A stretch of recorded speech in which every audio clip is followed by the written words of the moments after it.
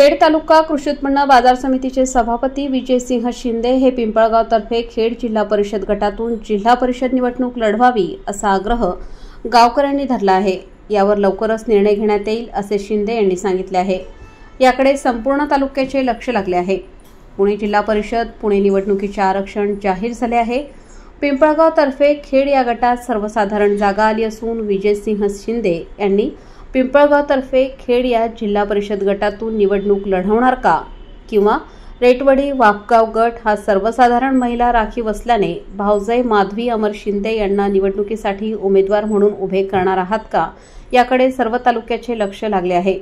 दोन्ही गट निवडणुकीसाठी सोयीस्कर असून त्यांनी निवडणूक जाहीर झाल्याबरोबर या दोन्ही गटात मतदारांच्या गाठीभेटी घेतल्या आहेत।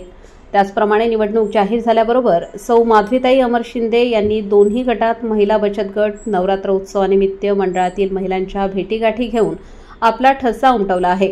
तसेच शिंदे परिवाराचे नातेवाईक या दोन्ही गटात मोठ्या प्रमाणात असल्याने व तरुण मित्र परिवार त्यांना मानणारा असल्याने त्यांना ही निवडणूक सोपी जाणार असल्याचे या गटात बोलले जात आहे। कृषी उत्पन्न बाजार समितीच्या माध्यमातून शेतकऱ्यांना न्याय मिळवून देण्याचा ते कायम प्रयत्न करत असतात। त्यांची थेट शेतकऱ्यांशी नाळ जोडलेली असून एखादा शेतकरी भेटला असता त्यांच्याशी आपुलकीने बोलणे व विचारपूस करणे यामुळे ते शेतकरी वर्गात पसंतीचा उमेदवार म्हणून पाहिले जात आहे। विजयसिंह शिंदे यांचा स्वभाव स्मितहास्य असल्याने नागरिक त्यांच्याशी आपुलकीने बोलत असतात। पिंपळगाव गटात विजयसिंह शिंदे यांच्या विरोधात कोण उभे राहणार याकडे सर्वांचे लक्ष लागले असून कोणीही उभे राहिले तरी यांना काहीही फरक पडणार नसून ते मोठ्या मताधिक्याने निवडून येतील असे जाणकारांचे मत आहे।